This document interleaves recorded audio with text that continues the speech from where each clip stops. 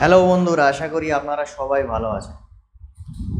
তবে আজকে ভিডিওতে ফিস্টুলা নিয়ে কিছু আলোচনা করব। যেমন আপনাদের আগের ভিডিওতে বলেছিলাম, আমি একটা হোমিওপ্যাথি ডক্টরকে দেখিয়েছি এবং আপনারা হয়তো জানতে চাইবেন যে কোন ডক্টরকে দেখিয়েছি।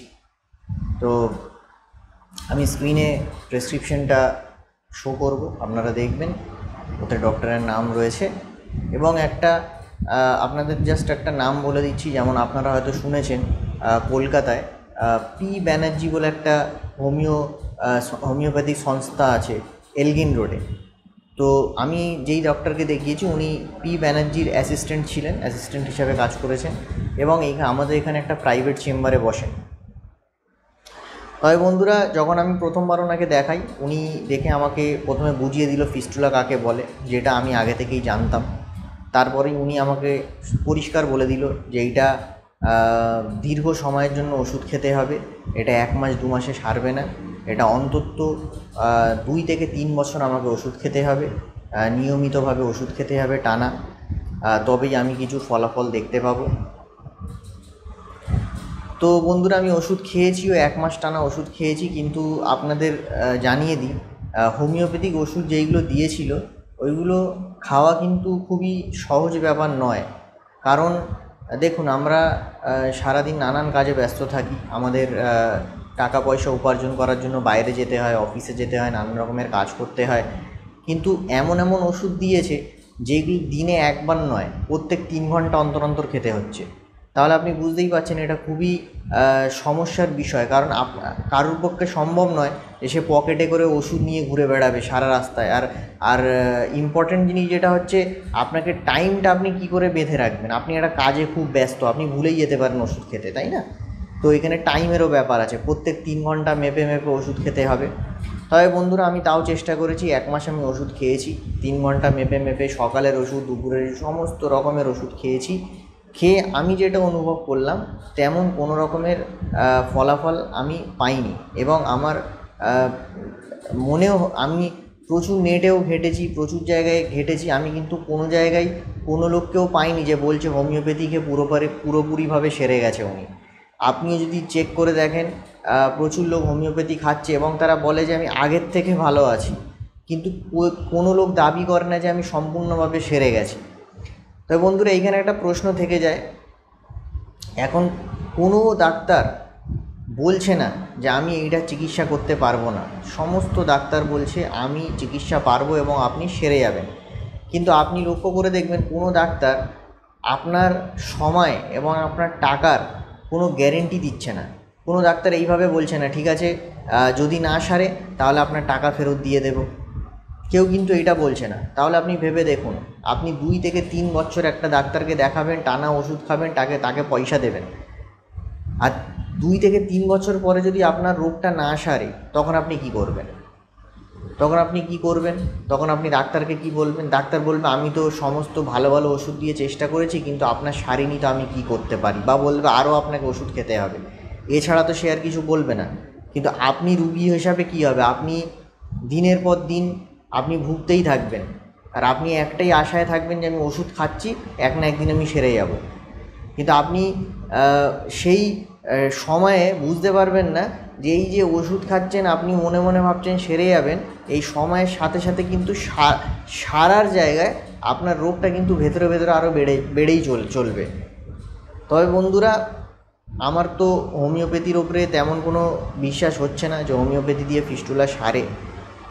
তাই আমি ভেবেছি কোনো একটা আয়ুর্বেদিক ডক্টরের সঙ্গে পরামর্শ করব, দেখি কি হয়, আর আপনাদের সঙ্গে ভিডিওতে শেয়ার করব। যা হবে আমি অবশ্যই ভিডিও বানিয়ে আপনাদের জানাবো, এবং যদি আমার সেরে যায় সেটাও আমি জানাবো, ডক্টরের ডিটেলসও আপনাদের দিয়ে দেব। কিন্তু সেটা তখনই দেব যখন আমি সেরে যাব। কারণ আমি আমার ভিডিওর মাধ্যমে কোনো কাউকে মিসগাইড করতে চাই না। আমি চাই যেন আপনারা সঠিক তথ্য পান, সঠিক ডক্টরের কাছে যান, আর সঠিক চিকিৎসা পাবেন, যেন আপনারা সেরে যান। আর আমার আগের ভিডিওগুলোতেও আপনাদের বলেছি, আমি একবার লেজার সার্জারি করেছি। যেই ডক্টরের কাছে করেছি, আমি অনুরোধ করব দয়া করে ওই ডক্টরের কাছে যাবেন না। ওই ডক্টরটা সম্পূর্ণ ফ্রড। পয়সা ছাড়া কিচ্ছু চেনে না, টাকা পয়সা ছাড়া কিচ্ছু চেনে না। আপনি যাবেন, শুধু আপনার কাছে টাকা আর টাকা আর টাকা খালি লুটবে। আপনার রোগটা সারলো কি সারলো না সেটা নিয়ে তার কোনো মাথা ব্যথা নেই।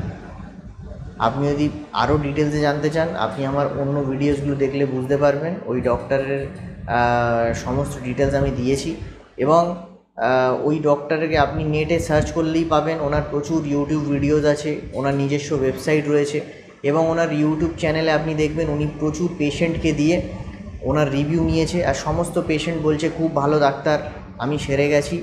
এবং আমি আমার এবং এই ভিডিওসগুলো দেখেই কিন্তু লোকেরা এই ফাঁদে পড়ছে, এবং আমিও এই ভিডিওসগুলো দেখে ফাঁদে পড়েছিলাম। আমিও রিভিউস ভিডিও দেখেছি, দেখার পর আমার মনে হলো না সত্যি ডাক্তারটা খুব ভালো, প্রচুর লোককে সারিয়ে দিয়েছে। এই দেখেই আমি গেছি, কিন্তু নিজে চিকিৎসা করার পরে বুঝতে পেরেছি যে এই যে রিভিউগুলো রয়েছে, এই রিভিউগুলো কিন্তু পেশেন্টদের কাছ থেকে জোর জবরদস্তি নেওয়া হয়, এবং সম্পূর্ণভাবে সারার আগেই পেশেন্টদের কাছ থেকে রিভিউগুলো নিয়ে নিচ্ছে। আপনার অপারেশন হবে, আপনার সারতেই এক দেড় মাস সময় লেগে যাবে। এক দেড় মাস সময়ের পরে অন্তত 6 মাস থেকে 1 বছর আপনাকে দেখতে হবে, মনিটর করতে হবে যে আপনার জিনিসটা সেরেছে না পুনরায় ফুটে বেরোচ্ছে। তারপরে আপনার কাছ থেকে রিভিউ নেওয়া উচিত। কিন্তু এই ডাক্তারটা কী করে, আপনার ড্রেসিং চলাকালীনই, জিনিসটা সারার আগেই আপনার কাছ থেকে রিভিউ নিয়ে নেবে যে ডাক্তার খুব ভালো, ডাক্তারের যে ড্রেসিং করছে যে অ্যাসিস্ট্যান্ট আছে সে খুব ভালো।